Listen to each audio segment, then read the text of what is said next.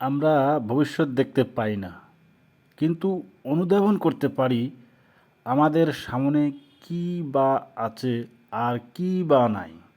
তবে আমরা বেশি কষ্ট তার কাছ থেকেই পাই যে আমাদের অতি প্রিয়জন, সব থেকে বেশি আপনজন।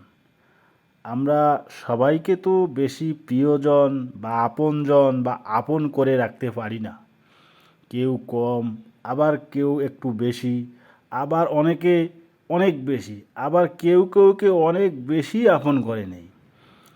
আর ওই আপন কেউ যদি একটু খারাপ ভাব নেয়, তাহলে আমরা অধিক কষ্ট পাই।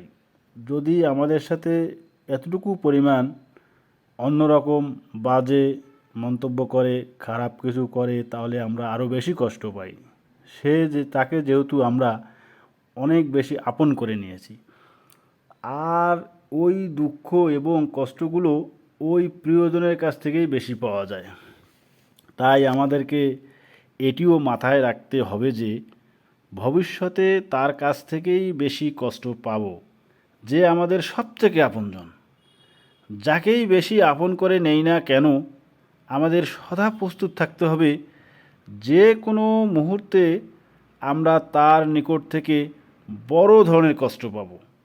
মনকে বোঝাতে হবে, মনকে শান্ত রাখতে হবে, উত্তেজিত হওয়া যাবে না, খেয়াল রাখতে হবে, সজাগ থাকতে হবে, যেন বিচলিত না হই, যেন হেরে না যাই। মনে রাখতে হবে আপনজনের নিকট থেকেই আমরা অধিক কষ্ট পাব। আমাদেরকে বেশি করে প্রস্তুত থাকতে হবে, যেন ওই চরম কষ্টের মাঝেও আমরা ভেঙে না পড়ি, আমরা হাল ছেড়ে না দেই, আমরা যেন জিততেই পারি।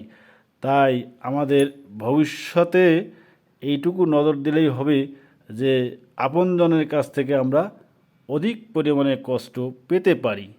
যে আমাদের প্রিয়জন, সে আমাদের কষ্টের কারণ। এইটুকুই। Thank you.